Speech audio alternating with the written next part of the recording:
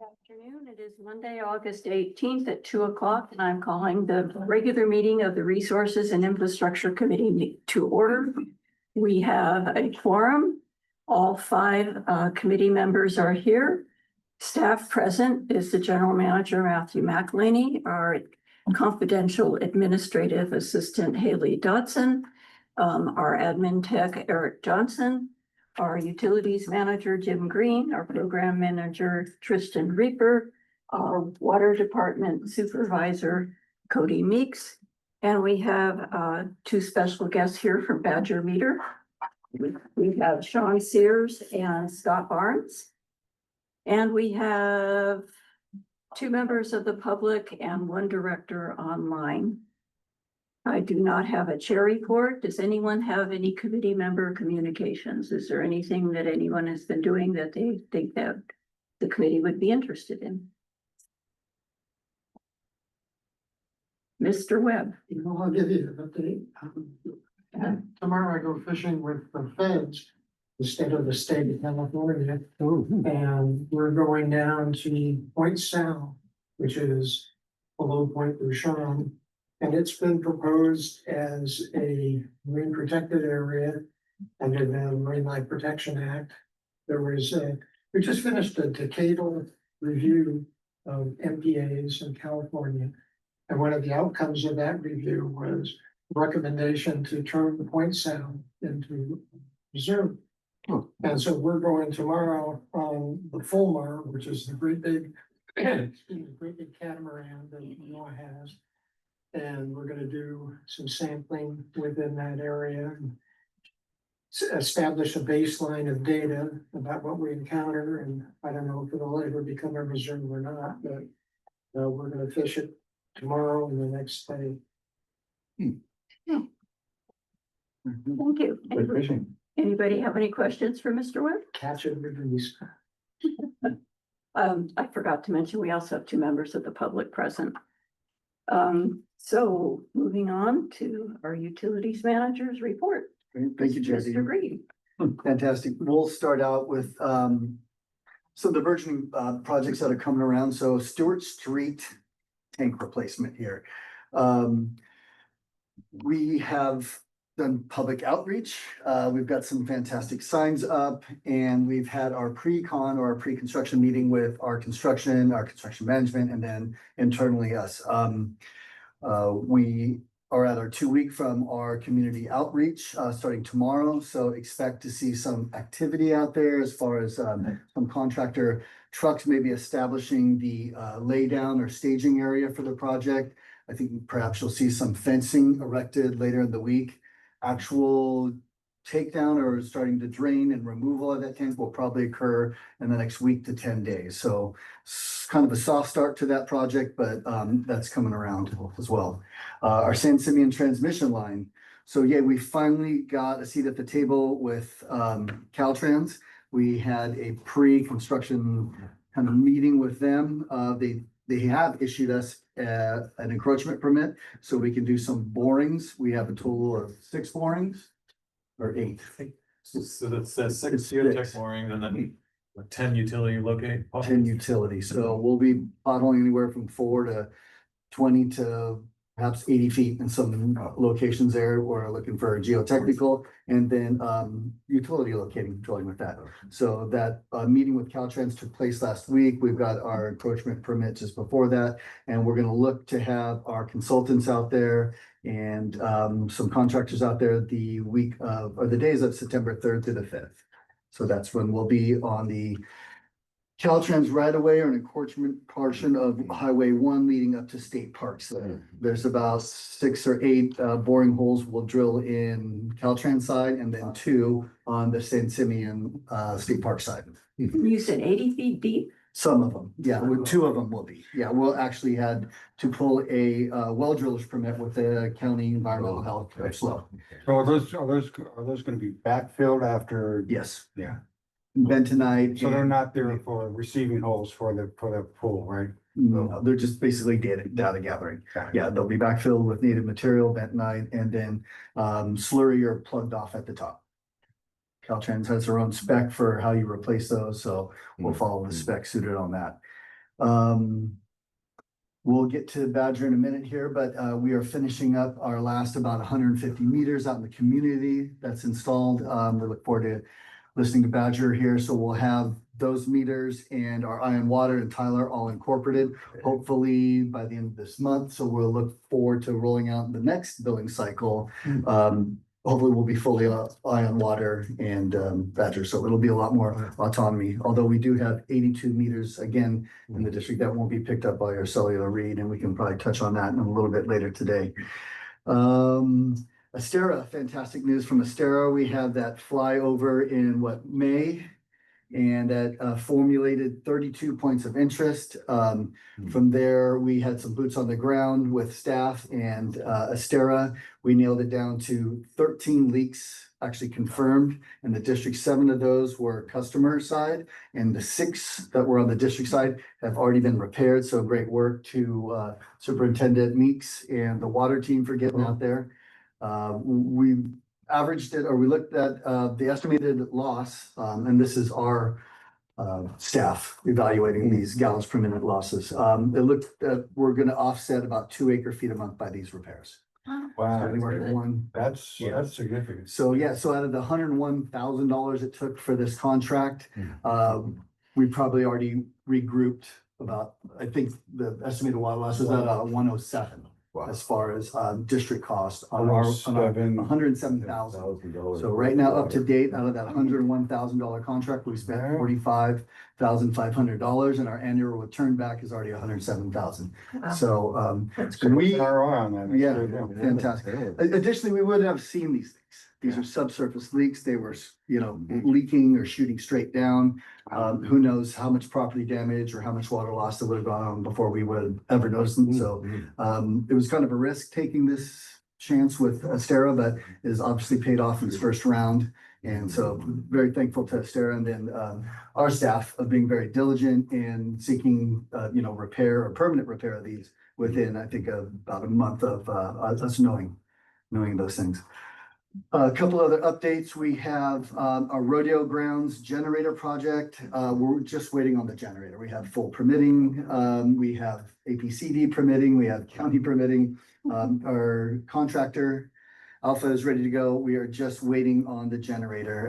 Apparently there's some compliance chip in there or some air vac piece that we're waiting on. Like an update for that. It's a California emission standard, so obviously we want to be on point with that. So we're waiting for that piece, but that's the holdup in that delivery. Otherwise, we're ready to fire our guns on that project front here. Let's see, what else am I forgetting on projects here? We've got quite a few.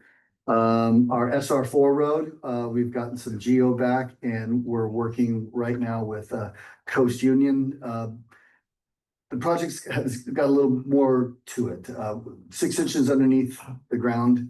There's a lot of infrastructure, and we've also noticed that our wastewater transmission line that's from the plant, from the backwash water to our actual where it hits the main in Santa Rosa Creek Road, is only 18 inches under surface.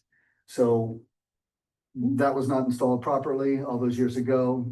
We need a little bit more fill on top of that. So we're having to reevaluate some of the engineering with that, and then work with Coast Union on the progress with that. And, so we've hit a little speed bump on that project right there, but that's still undergoing. Any water updates you'd like to provide at this time? Yeah, we gotta give Oscar Mora good congratulations. He took him past his T2 today. Just right before this meeting, he passed his exam, so. Right. Okay, fantastic. Tristan, can you want to update on projects? Other than the one on the agenda, no. Yeah, we'll touch on the IFS for Santa Rosa coming up. What about SSD? As SST is making leaps and bounds of progress here, we are looking probably for a completion on the majority of that before the wet season here. So Thanksgiving, yeah, we've made leaps and bounds of progress. Right now, we're at a point where there's a ducting or a duct bank where our electrical for PG&E comes out of. That needs a little engineering and design, and that's in PG&E's court. That's their infrastructure coming off of. So that part is kind of slowed. We have gotten our second clarifier completed. So we'll be taking so we have one clarifier offline right now. So we'll be putting the one that's repaired SST up back online, and then we'll be taking the other one off and performing that. So our wastewater team and treatment operators there will have to deal with one clarifier, but all is processing well there. Generator? The generator install will be in about a month there at the plant. That's part of the ducting bank for the PG&E process. So as soon as that piece gets engineered and fixed, we can install, then we can go ahead and install that generator up on top of there. Are you putting in a new blower too?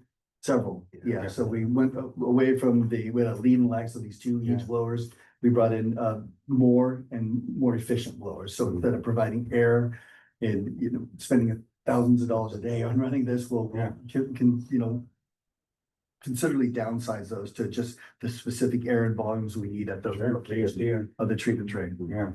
Are they working? Are the new ones working, installed? Not yet, not yet. That's part of the process that's coming up. We need that PG&E piece to install that. So unfortunately, that electrical piece is kind of holding up the rest of those installs. There's still work ongoing at the plant, just nothing directly that's ready for electrical being performed at this point. Any other questions? Okay, we're constantly being asked if we're actually doing anything because we haven't spent any money lately. Most of the money we Right. spent. No, that's a great. The money we spent in the beginning was all for all the components that we're working on now, right? Right. Okay. So what had happened is PG&E kept issuing invoices, although there was no work being performed and the majority of the materials had been procured. So we had gently asked them to please cease invoicing until we get a significant portion of this project done. So now like the first half of it is done. So you'll see, I think it's about a $1.1 million invoice coming back, and that's for additional materials and then finally that work being performed. So you will start to see some of that invoicing coming around. Well, you see that on the next budget cycle for the board of directors meeting. That's on the SST project, right? That will be on the SST. Yeah, we haven't written any checks for the SST project for almost 6 months now. Oh. Okay. With that, I think So that's all of my. I just got updates. some question for the spare thing on your, the leaves you found. Were they on the main line or are they on like on the saddles to houses or are they mixed and find roots or some cause? Yeah, which way can I? Yeah, sure. It's a weak point work next to the main and it comes out. It's with the compression fitting over time with vibration, so it's always right there at that compression fitting. I wanna say 5 of those were that, and the one was the saddle. So no main trunk line problems with our AC, main, so the skeleton of it is really in good condition. Yeah. Again, it's just mostly our saddles that come off or the service lines that come off. They come off in PE? HDPE, yes. Yeah. Yep. All except for some of the Lemert tract area where they're PVC, Good. unfortunately. Okay, we have a question from someone online. Sure. I'm assuming this is Miss McDowell. Cheryl, you want to go ahead? Oops, wrong person, hang on. Can you here. hear me?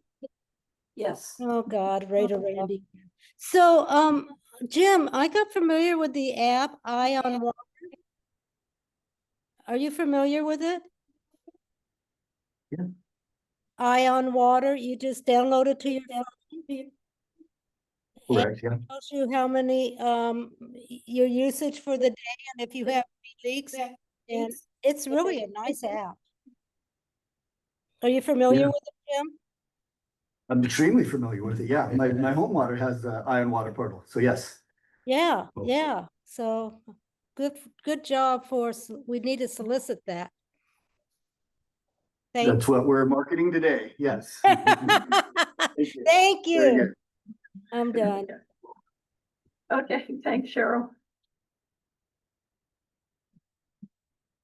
Okay, We good? we're good. We're good. Yes, it works great. I was one of the experimental sign-ons and it works great. I will say Superintendent Meeks and I were exposed to many different type of meters and operating systems. And seeing the Badger Iron Water portal, I think is really what kind of drew us to this. We knew that there was a good portion of the community that wanted this, that wanted alerts, that would set leak updates. And we knew that they'd use that, so. And again, I will remind the community that the district is paying 89 cents per connection per month to fund that for our users out of the system, so. So, and we're just waiting our final integration with Tyler and Badger to eventually do a rollout where we encourage all the public to download the Iron Water app. Any ETA on that? And like when that might be rolled out? We hope within a month. We should have all of our installs in the Iron Water and Tyler integrated by the end of the month. And I think for our next billing cycle, which will be probably 2 months from now, you'll see that full integration in action. How many are logged in on that now? That I'm not sure. Has anybody checked I in? would pull that number.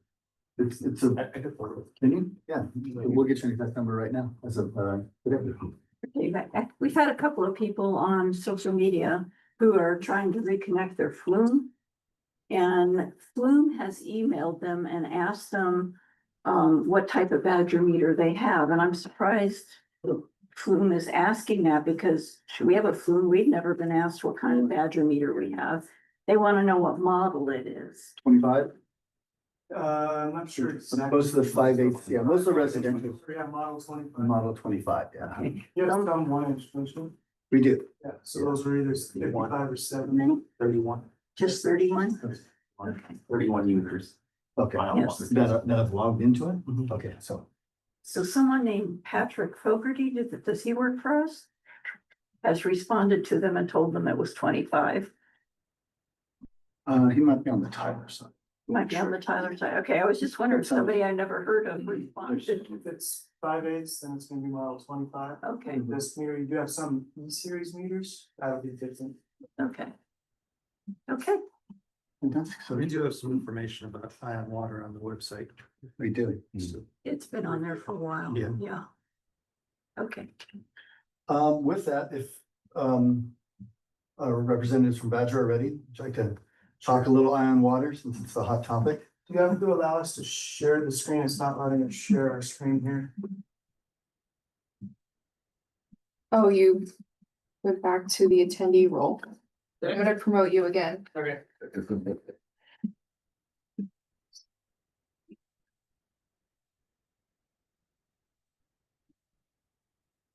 Do you accept it? Or accept one. Being promoted to an attendee or panelist? You just make him a co-host and then move him as co-host, right?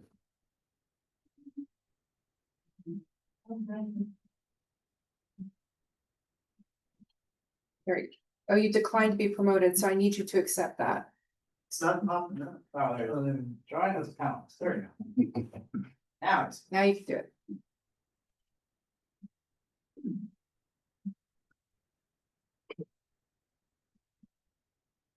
All right, so thank you for having us today, inviting us here. Really exciting time for the city of Cambria, moving to a lot of new meters and most importantly to AMI. AMI stands for Advanced Meter Infrastructure, right? And the infrastructure we're using is existing cell towers. Right, so one of the other technologies that some of our other competitors use is it's called fixed base network. And you have to buy collectors, think of it as a laptop in the sky, then you gotta go find public areas to hang them as high as you can. And city owns it, the city maintains it, if anything were to happen to it, come look to replace it, fix it. With water people, we're terrestrial beings, right? We don't have bucket trucks, we don't play with electricity, we play with water. This is nice that the cell companies only maintain the cell towers, right? We've done a lot of case studies, most recently the hurricanes last year in Florida. Came through, wiped out all the cell towers. Within 24 hours, we had our meter reads backing up. Right, because we didn't have to go out and fix anything, all the cell companies were already there. They're putting in what they call cows, which are temporary cell towers, or getting cell service restored quickly, right? But we're fortunate enough that we can piggyback off of that. And that's kind of where part of that monthly 89 cents that you talked about pays for that. It also pays for Beacon, which is used in conjunction with Tyler for billing. And then the consumer portal that you're all excited about, Iron Water. gonna get into ion water. So what makes AMI so much better than traditional walk around, flip the lid, read it, right? Back in those days, it was called meter to cash. You gotta read once a month and once every other month to send out your bills and charge for the water that you provided your customers. With AMI, it opens up a whole new world of analytics, right? Data. Water is very scarce commodity, especially here, right? We all know that. So now we're able to become more proactive as a utility rather than reactive, right? We can find leaks before they become main breaks, right? Most important to you guys in your personal homes is we can find leaks in your house as well. Now, I can't tell you exactly where that leak is, but I can tell you that something's going on. Rather than waiting years with a pinhole leak behind your wall and you start getting sick from the mold, we at least know we should start looking somewhere, right? And then obviously the most obvious one is conserving water, right? If we're leaking water, it's just being wasted. So we want to be able to conserve that precious resource to the best of our ability. So I'm beginning down, yes. There you go. Ion water. So ion water is currently live for you guys. I know you're gonna push it harder after Tyler integration is complete in a month or so. But it's currently available. If you want to download it, it's available on your favorite app store, whether you have an iPhone, use the iPhone app, or Android, right? You can also put it on your computer. It's just a website, right? Ion Water. That we can provide you guys links if you don't have them to get people to that. Once you sign up, it'll ask you a couple of questions. You're gonna need your zip code and then your customer number, right? Customer number with the city that's on your bill. And then your name. You're allowed one email address for the login, right? So two people can't log into the same account with two separate email addresses. So if you have multiple people, say a rental or something like that, and the owner wants it and the tenant wants it, you might want to consider just going and getting a generic Gmail address or Yahoo address that you can share just for Ion Water. And then you can both have access. Because again, that's one key part is it's one email address. So once you log in, this is what you see, and we changed the password to our demo site. So this is actually my home in Sacramento, California. Right? I use this all the time. Funny story is my father-in-law lives 2 streets over and he's getting up there in age and he's becoming very forgetful. He'll go out in the morning and set his sprinkler on the end of his hose, go back inside and completely forget about it. So I'm logging into his Ion Water the next morning and hey, Bob, you left the sprinkler on again, didn't you? Your backyard's 5 foot, go turn it off, right? So it's very powerful because he would have left it on for a week and wasted hundreds, if not thousands of gallons of water. So you first log in, this is what you're gonna see. On the top left, you're gonna see leaks. So you can see I don't have any leaks in my house. If you did, it would show you there and there's an algorithm built into this in the background. It's gonna do some math behind the scenes and give you a rough estimate of how big that leak is. Is it 1 gallon an hour? Is it 100 gallons an hour, right? How important is this for me to go take a peek at? Or by looking at that, if it's 1 gallon an hour, well, to bet it's probably a toilet, right? Toilets are the #1 leakers in homes, and that's about what it's gonna be, is about 1 gallon an hour. You know, you multiply that by every day for 30 days, that's a lot of water that you don't think about. Fun story, why I have no leaks, right? So I do have a leaky toilet in my house, I'm very well aware of, but it doesn't bother me, but it does bother my wife. So at 3 o'clock in the morning, I get that elbow, right? Get out of bed, I go jiggle the handle on the toilet and it stops. So it stops my leak. And then it only shows up as a leak when she goes to Napa Valley for the weekend with her girlfriends to go wine tasting. And again, it doesn't bother me, so I don't wake up and jiggle the handle. Well, after a couple of days, it's gonna show up as a leak on my Ion Water. Okay? So moving over to the left, you'll see at a glance, you see that green arrow down. Yeah. Any idea what that means? Using less water than you did a month before? That's correct, but it's a week. Oh, it's a week. Yep, it's a rolling 7-day period.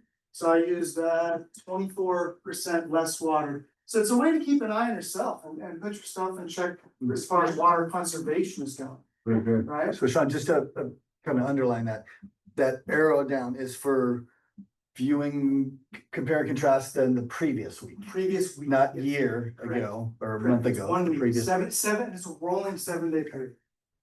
Very good. And you can see just to the right of that, and I'm gonna move over here so I can point. These numbers here were the previous last 7 days, right? Yeah, previous 7 days, and then Average my 30-day average. Right, so there's a lot of analytics that we can play with when we look at this stuff. That's a daily average. Yeah. Yep. So, And don't be frightened by all this, right? It looks a little scary at the beginning, but it's actually really user friendly. You cannot break it. Yeah. You can't break it. You can try and break it and you won't. Feel free to click around, push buttons, right? See what it does, play with it. You can go click on one of those graph lines down in the middle there. If he double clicks on it, now it went into hourly data. Before it was showing daily data. Mm. And I don't have cellular, I have that old fixed base network that I was telling you, so I only get hourly data, where you guys are gonna get 15-minute data. Right, which is, paints a much better picture of what's going on. And you can see when the spikes are and all that. So what defines a leak? For Badger meter, how does my meter know I have a leak? Continuous use over a certain period of time. Correct, absolutely right. You get a gold star for the day. It is, so it's looking for continuous usage in a 24-hour period. Again, it's a rolling 24-hour period. We expect that sometime you're gonna go to sleep and everything in the house is gonna be off, and you should have a period, 15-minute period in that whole 24 hours where there's 0 water consumption.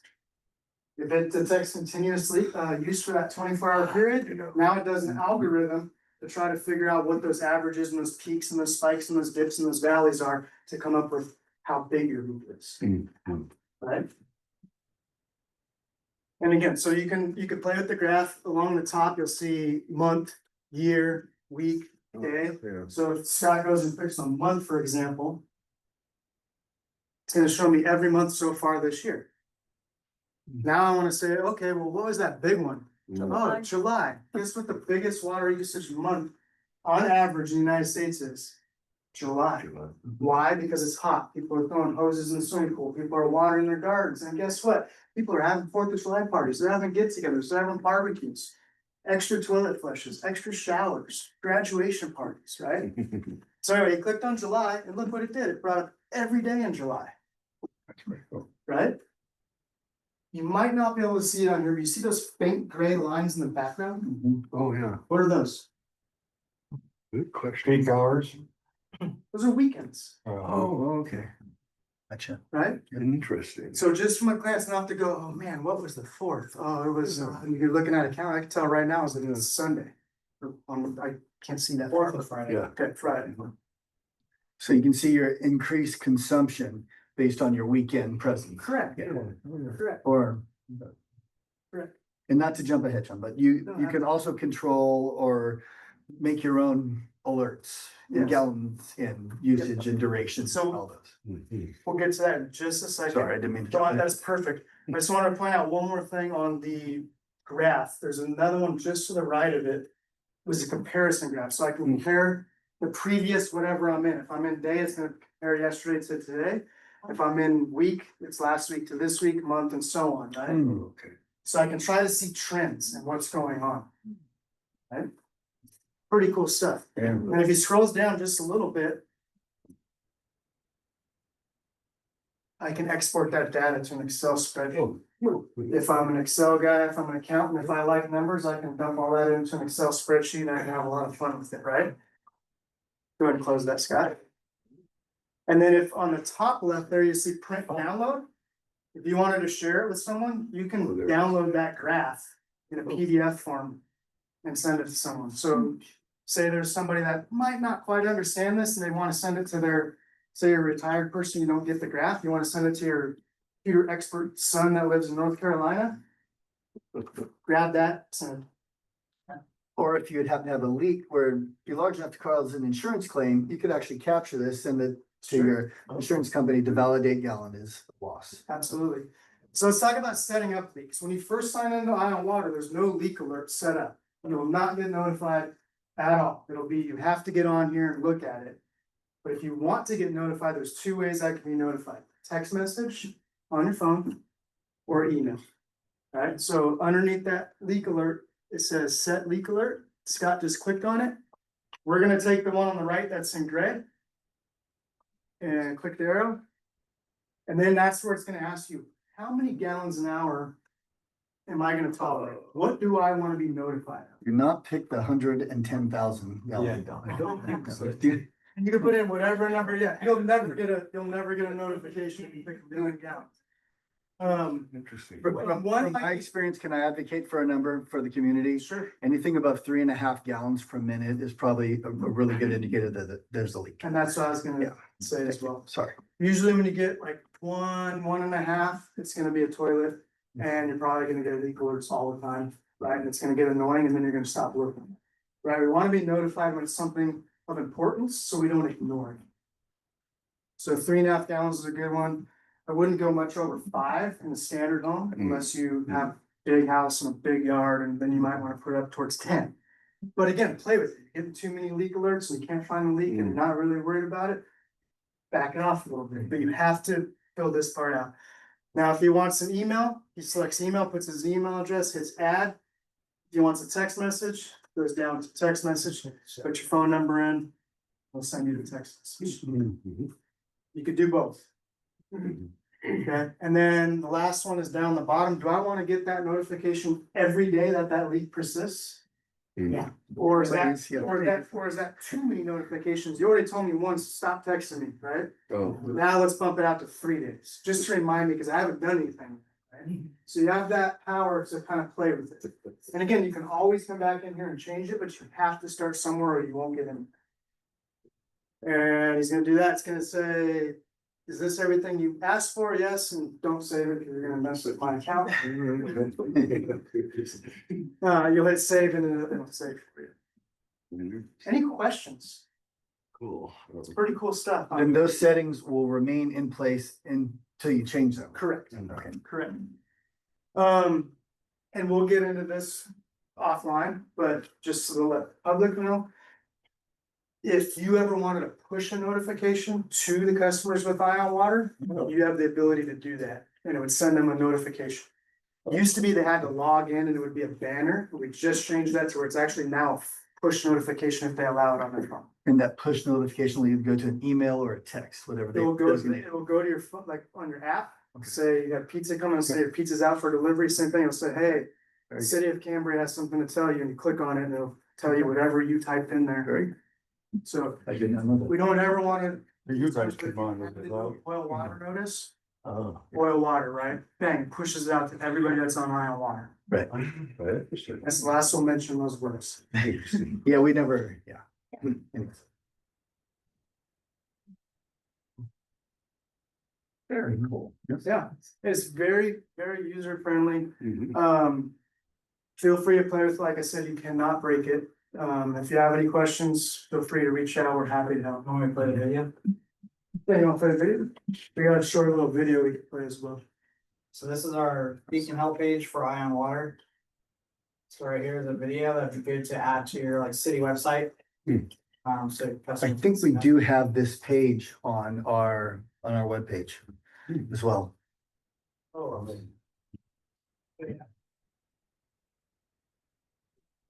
But what plan, they're all that girl. Tech and Skip. I was gonna say, you're not selling Teslas, are you? is it playing on your side or just mine? It's bad. Customer environment, to provide you with the best customer service experience possible. As part of our recent meter reading technology upgrade, we are now providing you with a new online called Ion Water. It lets you quickly see how much water you use, whether you have a potential leak, and provides tools to help you use water more efficiently. The portal acts like a dashboard that's organized into 4 lines: at a glance, your meter, and historical consumption record. Let's take a quick tour. Choose your language by clicking the account setting icon in the upper right hand corner. This menu, You might wanna mute your mic. Is it playing from that? It's, the sound's coming from you, but I think if your mic is on, it's probably. Feedback. Feedback. Got it. It's now covered in the video. It's not. These clogged speeds are less than 1.200 milliliters detected every hour during 24 hours. Amount is displayed on the section user perspective. Maybe you can break it. Challenges them. Well, that's we're figuring out the technical difficulty there. Is there any questions? You mentioned that if you have two people wanting to use the same portal, there has to be two different email addresses. No, only one email. Oh, one email address because that it can only accept one. Correct. But the reverse situation, if I have two properties that I'm gonna monitor on two different meters. You can do that. With one email. Correct. Personal ion water dashboard. If a potential leak is not detected, the system will display no leak detected. Great job. You can configure Ion Water to send you leak alerts as email or text messages by clicking the blue button labeled Edit Leak Alert. The alert configuration wizard for your meter opens. For residential users where continuous usage is not expected, set the expected flow type for your meter by choosing intermittent flow on the right. Click the right arrow to move to the next step. Set a maximum flow threshold. An alert will be sent when flow exceeds that threshold for 24 consecutive hours. While there is So I wanted to throw in one thing. You saw that, what you just said is use the one on the right. The one for continuous flow, and I should have mentioned this earlier, is gonna be used for something like a hotel, a gas station, 24-hour diner, someone where we're expecting them to constantly have usage. And what's gonna happen is you're gonna get flagged for leaks all the time. Right? But we also wanna know when we have a problem. Right? So you'll click continuous flow, it knows it's expecting continuous flow. So it's gonna kind of dumb down how it does the leak, but you're gonna wanna set that threshold high. Like 100 gallons or something, right?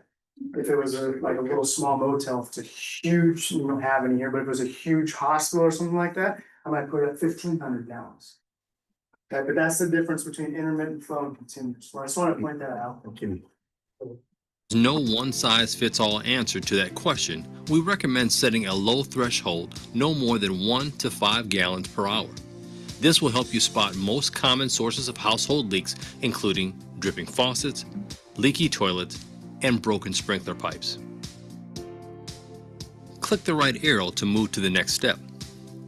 In the Add Email box, type the email address where you want your leak notification sent to, and click the plus sign.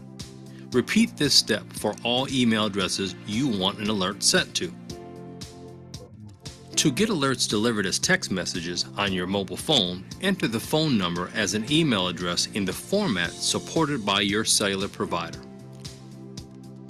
Click one of the buttons to have an alert sent once every day, 2 days, or 3 days. Click the right arrow to move to the next step. From the Preview menu, click the Start, Reminder, and Stop buttons to preview each notification. Use the Alert Status switch to activate and deactivate the alert. When you're satisfied, click Save. The At a Glance module.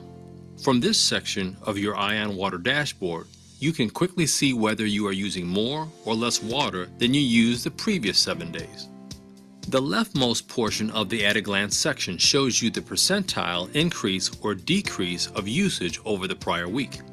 The middle portion shows you exactly how much water you consumed during the last 7 days compared to what you used during the 7 days before that. Your average daily usage is also shown. The bar graph on the right shows even more detail.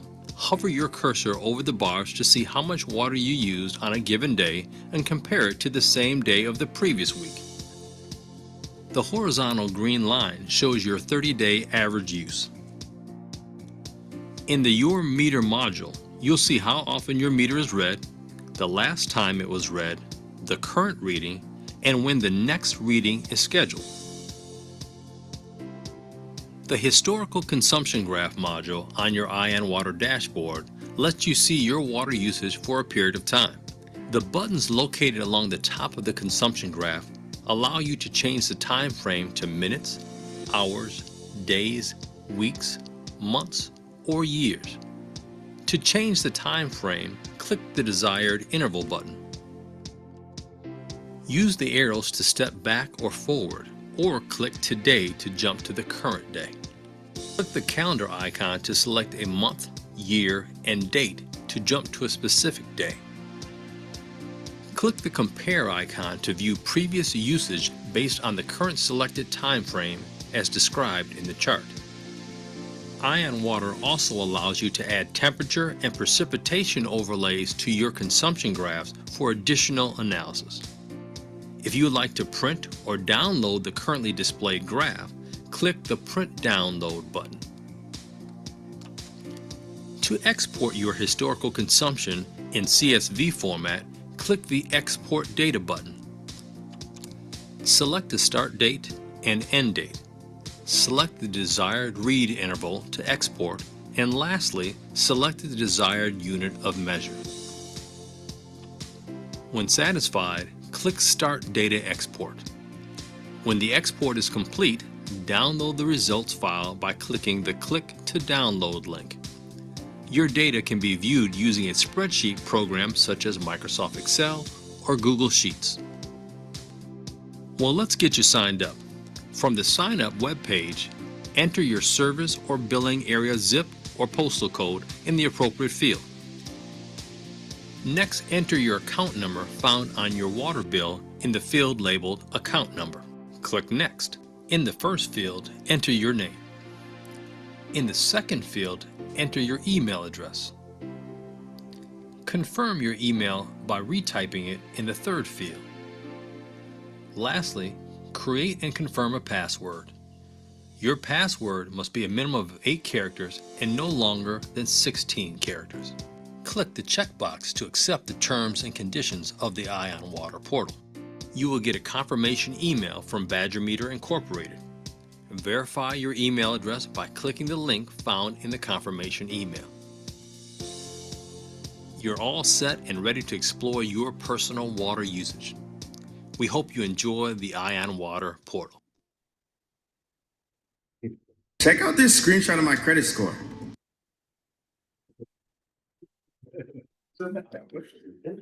So one last thing this is designed for phones, right? So what we saw on the computer version, what Scott was sharing. There's more features on here as well. So one of them, I'm looking at mine again, is savings calculator, right? So I can click on my savings calculator, it says fix a leaky toilet, right? So what's the average leaking toilet in the United States? How many gallons are we losing in a year? 11,000 gallons. Right, now multiply that by every service in the community. Yeah, it's a lot of water loss, right? So we're hoping by having this, making people aware of it, we're able to conserve some water. Thank you, Sean. Thank you, gentlemen. Great. Does anybody have any questions? Public have any questions for us? Pardon me? The public have any? No one has their hand raised. Does any member of the public online have any questions? I don't see a hand. Okay, that means you did a very thorough job. Thank you. Okay, so are we done with our utilities report? The update, yeah. Okay, thank you. Very good. And thank you guys for coming. This was very informative. Okay. Okay, so next we have our consent agenda. Oh, no, we have public comment first. This is public comment on items not on the agenda, but that are under the jurisdiction of the R&I committee. Do we have any questions from members or comments from members of the public? I don't see any hands. Either of our two community members in house? No. Okay. So now we can move on to the consent agenda. So we're looking to approve the July 14th, 2025 regular meeting minutes. Does anybody have any changes or edits that they see need to be made?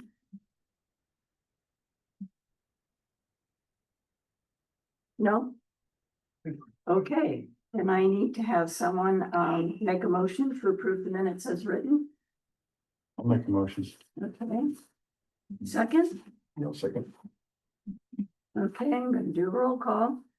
Mr. Meeks, Aye. Mr. Howell, Aye. Mr. Seaver, Aye. Mr. Grimmo, Aye. Mr. Webb. Okay, good. Moving on. Let's see here. Mr. Green, you're back up. So we're gonna receive an update from you regarding the Santa Rosa Creek in-stream flow study pump test and the next steps. Right, this is something just and I worked on together. I'll let him give the body of the report. So back in early May, we did a pump test at our Santa Rosa Well 4 site. Along with the Santa Rosa Well 4 site, which we put on for basically a week straight of pumping, to see what sort of impacts we had. What's not, touched on in our staff report here is that 23R, the Coast Union's irrigation wellhead was also on during that period of time, irrigating their field too. So some of these numbers, and this is just kind of a broad brush we're painting with here on the initial findings of the study. As we get further in and have the study to show from start to finish, those volumes will be delineated as far as pumping volumes and stuff. So we touch on this, just remember that's SR4 and 23R there at Coast Union at Santa Rosa that are pumping and diverting. And where did that water go to? Which are 20, so SR4 SR4, you were pumping to see if we made an impact on the. went to the community. That was our sole well source during that week. Yeah.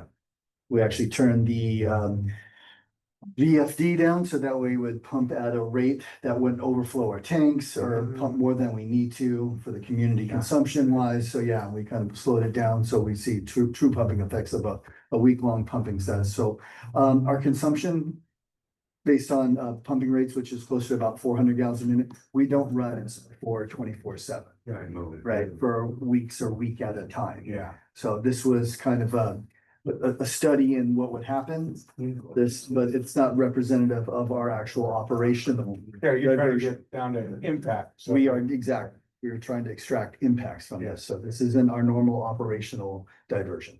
Understood. And with that, I will pass it on to Mr. Reaper. Very good. So yes, as Mr. Green said, the 23R, the high school well was pumping.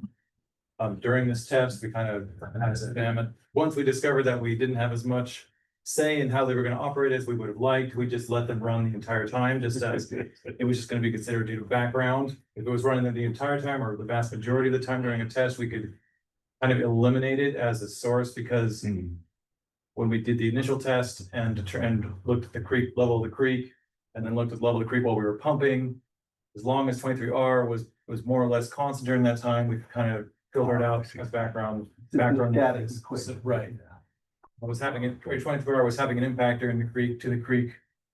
When we measured when SR4 was not running, and it would have an impact when SR4 was running, and therefore it wasn't gonna affect the creek levels. You could just get SR4's impact out of that.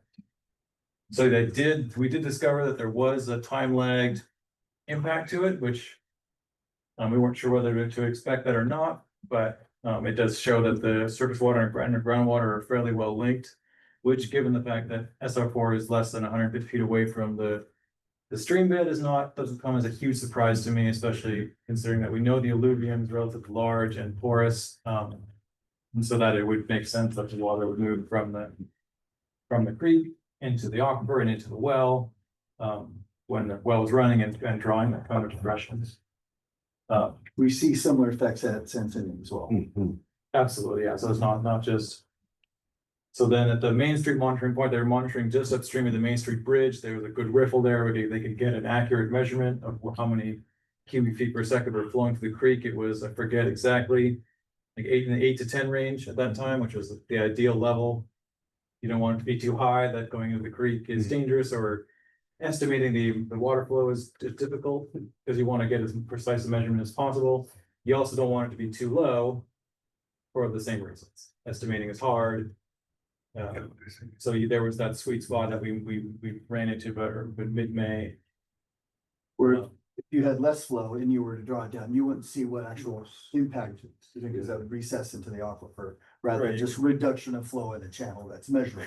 Yeah. Right, you let it go too long, you might pull all the stream flow out of the creek and could get it, could possibly below zero situation, so. So they monitored, we had they monitored just above Main Street Bridge. There was a monitoring point just adjacent to SR4. Where there was a slightly smaller effect on the stream flow. And then the upstream one, there was no effect. So they just put basically a yardstick in the water and when it comes down, then they can just measure that, right? Yeah, that More was, or I less. forget, I don't know exactly what their methods were, but it was something like that. You measure the surface area of of that particular stream channel, and then the depth, and then there you can use an open channel fluid equation to determine what your velocity is through that space. I think they actually also took the velocity as well, because that's gonna have an effect on how fast and how much water moving through at a given unit of time. Yeah. And so then you can, use equations to figure out exactly how much is flowing. So then so then for the ongoing and upcoming work, then the next step was gonna be doing some habitat mapping. We're walking the entire stream rinse from Windsor Bridge all the way up to, I believe they're gonna be going as far as half a mile up above the Fiskellini Ranch Bridge. Looking for suitable reaches, suitable habitat areas to focus slightly more intensive areas of study. If we can't study the entire area, it's too big. Let's just pick good representative slices of it, and study those. They did that work, July 28th through August 4th, and around that time, so it was about less than 2 weeks ago. And they, who is they? Stillwater Sciences, they're more by office. The other thing they were doing is coordinating a technical advisory committee, or TAC for short. And so this was just gonna be a group of the stakeholders, so Cambria CSD, State Parks, who has property at the edge of the mouth of the river. Local landowners who are up Sensimane Creek, the school district. And so that was, we're working on, Stillwater's working on getting that group of people together. And then, they've been working on a draft study plan for the rest of the study. Based on and that'll be distributed to the TAC for comments, suggestions, any changes that want to be made, and then, that will be the study plan going forward for the rest of the in-stream flow study.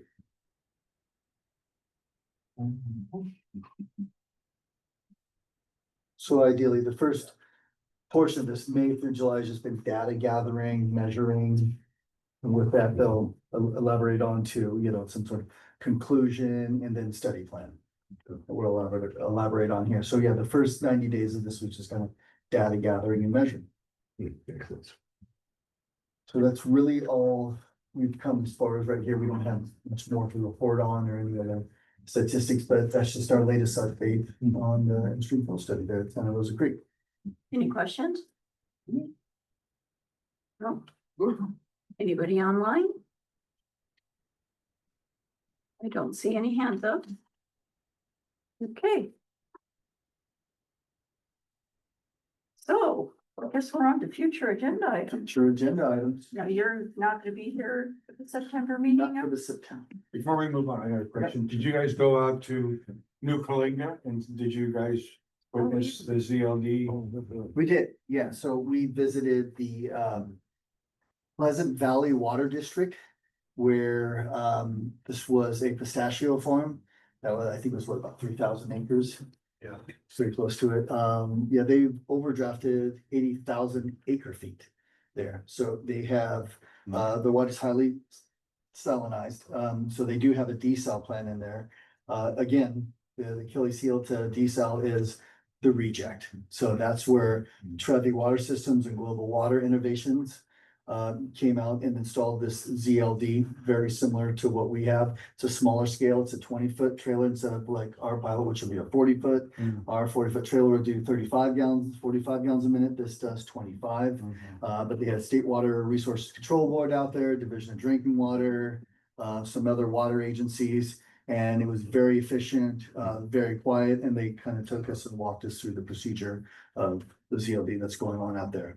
So they have been obtaining some really good results out there. So yeah, it was nice to see that pilot, which will be very similar to ours, in effect and operating. Good.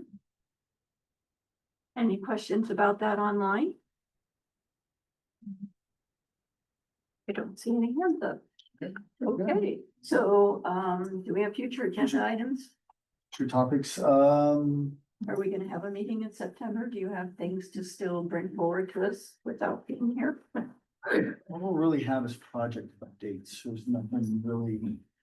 There's no groundbreaking projects that we'll have besides, Stewart Street tanks will obviously already kind of breaking ground, but we'll just really have project updates. Unless we have something super exciting from our Caltrans and our boring, exercise. I'm not sure of anything else, but we're here for topics, whatever the community or future topics we'd love to touch on there. Do any of you Looking forward have to any future agenda items you would like to see? Okay, so we'll leave it up in the air about the September one to see if maybe Tristan can come in your place and tell us if there was something groundbreaking. Okay, I have a quickie question though, just in general. As I'm driving around, I keep seeing the district trucks. And then I was thinking, in the old days, like when I lived in Santa Barbara, I didn't see water district trucks very often. Is it that we are more busy here? Or maybe just we're smaller and therefore you're more noticeable? I think it's probably smaller, more noticeable. Maybe it's me, probably, Mr. Weeks as well, but when I'm driving down the road, I'll see certain style trucks and go, oh, who is that? It's a water utility, it's a county truck or whatever. So I think, yeah, maybe you're just noticeable, maybe it's a little bit more sense of awareness. Attention. But I'll tell you this, we have 4 operators right now instead of a full staff of 6, and we have everybody dispatched to the community every day. Right now, we're doing our every 3 years lead and copper sampling at 20 locations throughout the community. We had those 6 leaks that we talked about, plus our other ongoing leaks that come up and go on. And we just had a lot of call outs for stuff. Water needs to be shut off or turned on. It's the season of VRBOs, so there's a lot of operators going out to houses because the old VRBO renter turned off the water, didn't turn it on for the new rent, and so there's a lot of house calls that we're doing out there. well, not only that, but all of the different departments, their trucks all look the same. We do. They all have the same emblem, so you're seeing trucks from Which one is it this time? and from the wastewater department and from the water department, so you're seeing all of those trucks. And they all are white with the same emblem, so. Well, you guys are really busy, I guess, is what I get. A lot of times you see like the wastewater Vector truck, well, you'll have a wastewater pickup truck or, a tool truck along with that there to print out flag, or we call it the heavy metal roadblock, so, you don't run into our operators trying to clean out your manholes. So you'll probably see those in action, but yeah, our trucks are out in the field every day, so thank you for this. We seem like we were very busy. Tis the season. Yeah, okay, tis the season. Our highest consumption rate, we talked about how the most of consumption happens in July. For us, it's either July or August. Those are 2 dates, depending on when weather's usually the best for us here. Yeah, but July or August are usually our most highest consuming days for us. So I am assuming that all of the customer side leaks that the Estera found, those people have been notified and have been taking care of their leaks. Absolutely. Okay, good. Yeah. Good. Great. This is a community-wide investment for us that we do. It's not just to stop unaccounted for water loss on our end, but we don't want big bills to go out to customers in the community who are unaware or who aren't really using them either. So Yeah. we try and conserve for all points at hand here. And that information about how much we have saved from having this Estera survey, I think that's important to get out at a board meeting too. How we've just about paid for the whole thing. Yeah. On our first shot. Additionally, we'll be doing, so we have 2 rounds a year, so basically disciplined into 2 different years, 2 different calendar years here. And so our second effort of this year will take place just about before the wet season starts, probably in November, early, like after Halloween, before Thanksgiving. So we can kind of see, we'll have kind of like I guess it'll be like a 6-month snapshot from the early May to early November time when we went on. So we can see if any leaks are forthcoming after that we didn't maybe pick up the first round, or that it just surfaced. And I'm excited to hear all that information on the ion water that's gonna get out there to the public. Mine got hooked up in July. Kind of as a experiment Yeah. and I really like it. And if you do have a flume, you should still be able to use your flume Yeah, with it. and we are. It may require some resets. I don't know if you had to take out the battery to fully reset it, but there might be some, and we do have water staff out here that would be available to help you. No, our battery actually died, so we had to buy a new battery. Okay, great. If there's nothing else, and if no one has any objections, we can go ahead and adjourn, and it is 3 o'clock on the dot. We're a whole hour early. So thank you, everybody. Yes.